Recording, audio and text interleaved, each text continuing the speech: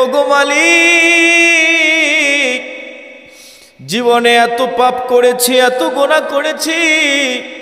এ যুবক, রাতের অন্ধকারে গুনাহ করলা, পাপ করলা, একবারও অনুতপ্ত হইয়া আল্লাহর কাছে ক্ষমা চাইলা না, আমার মালিকের কাছে মাপ চাইলা না। কিয়ামতের ময়দানে যখন সমস্ত মানুষরা হাসরের মাঠে উপস্থিত হয়ে যাবে, আমার মালিক আল্লাহ পাক রব্বুল আলামিন কহার রূপ ধারণ করে যখন বিচার কার্য শুরু করে দিবে, বিচার কার্য শুরু করে দেওয়ার পর সমস্ত মানুষের অবস্থা এমন হবে, খালি পায়ে খালি শরীরে খতনাবিহীন অবস্থায় ওই হাসরের ময়দানে দুই হাত আসমানের দিকে প্রসারিত করে ইয়া নাফসি ইয়া নাফসি বলে চিৎকার করে করে কাঁদবে। উম্মাহাতুল মুমিনিন হযরতে আয়েশা রাদিয়াল্লাহু তাআলা আনহা নবীজিকে ডাক দিয়া বলে, ওগো নবীজি, ওই হাসরের মাঠে সমস্ত মানুষ, নারী আর পুরুষরা উলঙ্গ হয়ে দাঁড়ায় যাবে। ওগো নবীজি, ওই দিন কি একজন আরেকজনের দিকে তাকাবে না? নবী আমার ডাক দিয়া বলে, আয়েশা রে,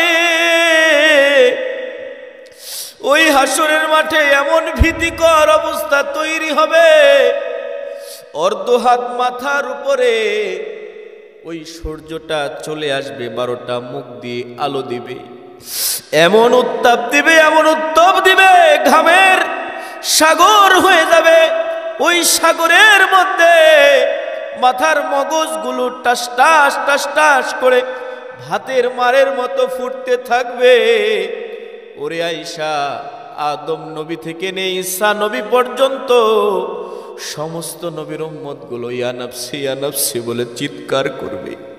ওই দিন আল্লাহ পাক রব্বুল আলামিনের কোন বান্দা আরেকজনের দিকে তাকাবে তো দূরের কথা, আয়েশা রে, ওই কঠিন দিনে বান্দা নিজের দিকেও তাকানোর মতো সাহস পাবে না। ওরে আয়েশা, ওই কিয়ামতের ময়দানে আল্লাহ পাক রব্বুল আলামিন একদল মানুষকে জান্নাতের ঘোষণা দিয়ে দিবে। আরে জান্নাতের পরোয়ানা পাওয়ার পর জান্নাতি মানুষগুলা হাসতে হাসতে জান্নাতে যাবে, আর আল্লাহ পাক ঘোষণা করবে, ওয়ামতাজুল ইয়াউমা আইয়ুহাল মুজরিমুন,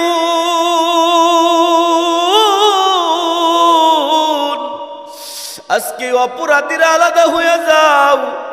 ওরে আমার যুবক ভাই, ওই কঠিন হাসরের মাঠে যদি তুমি আমি অপরাধীর কাঠগড়াতে দাঁড়ায়া যাই, অপরাধীদের কাতারে যদি দাঁড়ায়া যাই, জাহান্নামের ফেরেশতাগুলো আগুনের বেড়ি গলার মধ্যে লাগাইয়া, পায়ের মধ্যে জাহান্নামের বেড়ি লাগাইয়া, জাহান্নামের শিকল দ্বারা বাঁধিয়া বাঁধিয়া ওই জাহান্নামের মধ্যে নিক্ষেপ করবে। আরে বাবা, ওই জাহান্নামের আযাব সহ্য করার মতো শক্তি তোমারও নাই, ওই জাহান্নামের আযাব সহ্য করার মতো ক্ষমতা আমারও নাই। আরে শরীরের মধ্যে জাহান্নামের আগুন জ্বালাইয়া দিবে। আজকে যারা গুনাহ করতেছো, পাপ করতেছো, বাবা, মৃত্যু আসার আগে তওবা করো।